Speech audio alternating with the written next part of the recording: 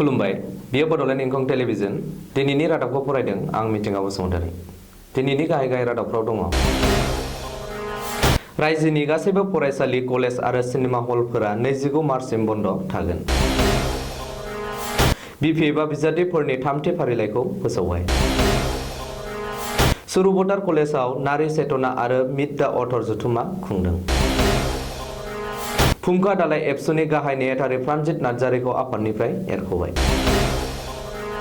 सोलोंथायानो बे मुगानि हाथियार बुंदों फावखुंग्रि लिपिका ब्रह्मआ सासे सुबुङा बिसि आरो साथाम फिसाजोफोरखौ बुथारदों सुबाइजार बियाबनि बिपिएफ बिजाथि प्रभात बसुमतारीखौ बिजनियाव बरायदों टिपकाय प्राइमारि बिएसइउनि बानजायनायाव गुबुन गुबुन दोलोनिफ्राय फैनायफोरखौ बिपिएफआव बरायदों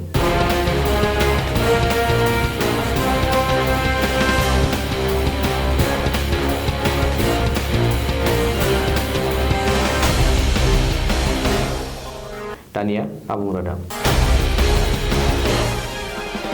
हादोराव कर'ना भाइरासनि गिख्रंथाव महर लानायखौ नोजोर होनानै आसामनि गासैबो फरायसालि कलेज इउनिभार्सिटि गुबुन गुबुन फसंथान सिनेमा हल सुइमिं पुल आरो जिम सेन्टारफोरखौ फैगौ 29 मार्च खालारसिम बन्द खालामनो बिथोन होबाय रायजो सोरखारा आसामनि चिफ सेक्रेटारि कुमार सन्जय कृष्णाया दिनै मोनसे खौरांगिरि मेल खुंनानै बे बिथोनखौ होदों कर'ना भाइरासजों जुजिनो थाखाय रायजोआव आइसिइउनि गं 100 बिसना आरो 800 आइसोलेसन वार्डखौ रायजो सोरखारा थाग-थियारि खालामना दोनखाबाय होननानैबो चिफ सेक्रेटारिया बुंदों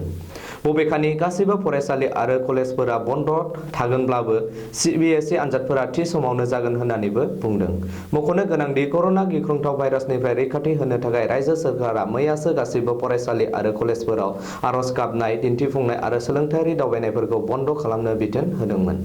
गासैबो फरायसालि आरो कलेजफोराव साब-सिखोन आखाइ सुनायनि खाबु खालामना होनोबो गोख्रों बिथोन होदोंमोन बेखौबो मख'नांगोन दि मुलुगजों लोगोसेनो भारत हादरावबो गिख्रंथाव कर'ना भाइरासनि साग्लोबनायखौ नोजोर होनानै भारतजों नांजाबनाय नसुंसे हादरफोरखौ फोनांजाबनाय थांलाय फैलाय खालामनायखौ बन्द खालामनाय जाबाय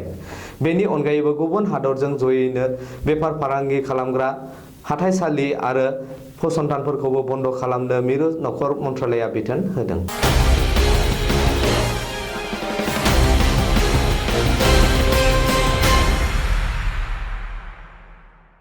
हाग्रामा महिलारिनि दैदेननाय आरो लान्थ्रि थामथि खेबनि थाखाय बिटिसि खुंथायखौ दखल खालामनाय बिपिएफ दोलोआ बिटिसि बिसायख'थिनि बिजाथिफोरनि थामथि फारिलाइखौ फोसावबाय बिटिसिनि गाहाय हाग्रामा महिलारिया फोसावनाय बिजाथिफोरनि फारिलाइ बायदियै चिरां बियाबाव एनडिएफबि एसनि आफादगिरि बि सावरायगोरा भैरबकुन्दा बियाबाव रिपेन दैमारि रौथायाव खगेन मुसाहारि दिहिरायाव राजु सान्दि बसुमतारी सालबारियाव जय बसुमतारी मथनगुरियाव आखतार आहमेद सुबाइजाराव प्रभात बसुमतारी निसिमियाव जेम्स मुसाहारि काजलगावआव फानिराम ब्रह्म सालाकाटियाव देरहासात बसुमतारी दतमायाव प्रकाश बसुमतारी श्रीरामपुर बियाबाव आब्दुल कालेक मण्डलमोनखौ बिजाथि सायख'यो मख'नो गोनांदि गुबुन गुबुन पार्टिफोरा बिटिसि दखल खालामनो नाजानाय बादिनो बिपिएफआबो फिन बिटिसिनि गोहोखौ लानो गोख्रों नाजाथाबदों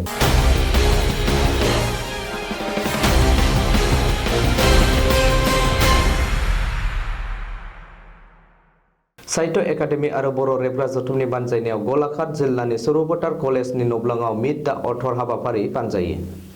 आइजो जौगानाय सांग्रांथि आरो लिरगिरिफोरनि मोगा-मोगि हाबाफारि लानानै खुंनाय बे हाबाफारियाव सुरुबटार कलेजनि आगु बिबुंगोरा सपना बर' देंखोगिरि गुनस्रि बसुमतारी फावखुंग्रि लिपिका ब्रह्म भार्जिन जेकबा मुसाहारि आरो बर' रेबग्रा जथुमनि दैदेनगिरि बिबानगिरि आरो थुनलाइगिरि रायजो राजाफोरा बाहागो लायो मख'थावदि साहित्य एकाडेमि दिथायाव खुंजानाय बे हाबाफारियाव साहित्य एकाडेमिनि जानानै बिबानगिरि बिश्वजित रायआ नुजाथियो आरो बर' रेबग्रा जथुमनि बोसोनगिरि आरो साहित्य एकाडेमिनि सोद्रोमा राखाव बसुमतारिया हाबाफारिखौ दैदेनो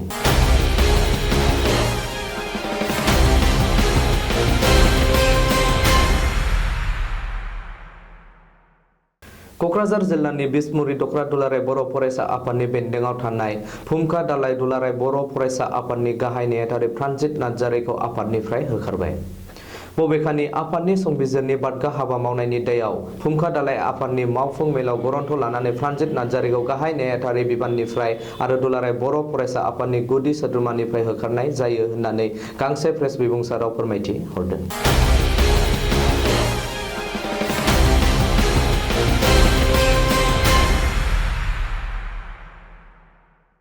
सोलोंथायानो बे गोदान मुगानि थांना थानायनि हाथियार। सोलोंथाय नङाब्ला बे मुगाया दावखोलांनाय आरो जाफुंसारनाया जाथावना नङा। बे बाथ्राखौ बुंदों बर' सावथुन मुलुगनि फावखुंग्रि लिपिका ब्रह्मआ। If you educate a boy, you educate a person. You educate only one person. But if you educate a girl, you educate the whole nation. नों सासे फिसालाखौ जुदि एजुकेट खालामोबा लेखा फरायहोयोबा बेयो खालि सासे मानसिखौल' लेखा फोरोंनायजों समाननो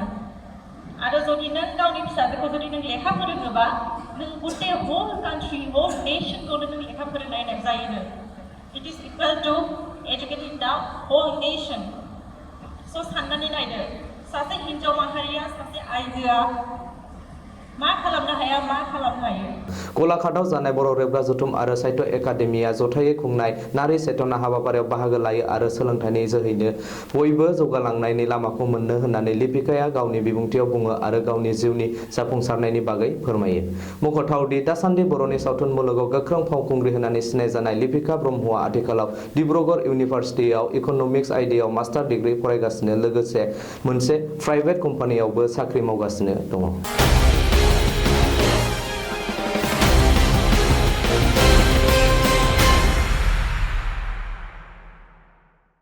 नगाव जिल्लानि कलिया बरसिलघाटआव सासे सुबुङा गावनि बिसि आरो साथाम फिसाजोखौ इनायै बुथारनाय जाथाया ओनसोलाव दुंहाव थासारि सोमजिहोदों। सुलुङाव मिथिनो मोननाय बायदिब्ला सिलघाटनि जयन्त कुमार बर्मन मुंनि सुबुङा गावनि बिसि बैजयन्ती बर्मन आरो साथाम फिसाजो निकिता बर्मन, बासन्ती बर्मन आरो निवेदिता बर्मनखौ गोबौ फाथियाजों दानख्लाब सुख्लाब बुथारदों। बे जाथायनि सायाव पुलिसआ नायबिजिरनो जागायबाय होननानै पुलिसआ सुलुङाव मिथिहोदों।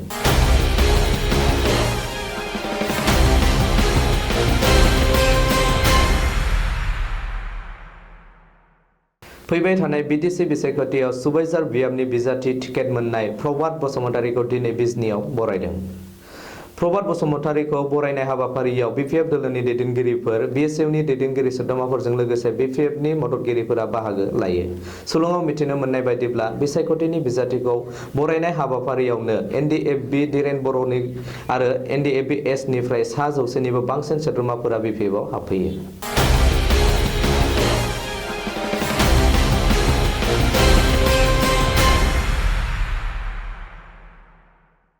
शनिबार खालि पर्बतजरा जिल्ला कमिटि बिएसइउनि बानजायनायाव टिपकाइ प्राइमारि बिपिएफनि मावख'आव खुंनाय हाबाफारियाव गुबुन गुबुन दोलोनिफ्राय बिपिएफआव हाबफैनाय सा 80निबो बांसिन सोद्रोमाफोरखौ बरायो।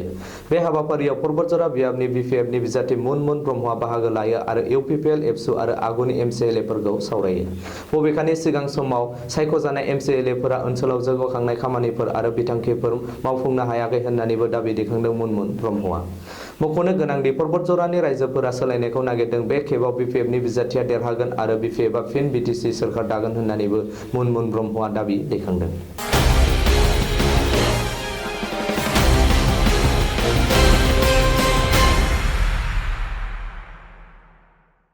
दिनैनि रादाबा एसेनोसै। गोजोन्थों।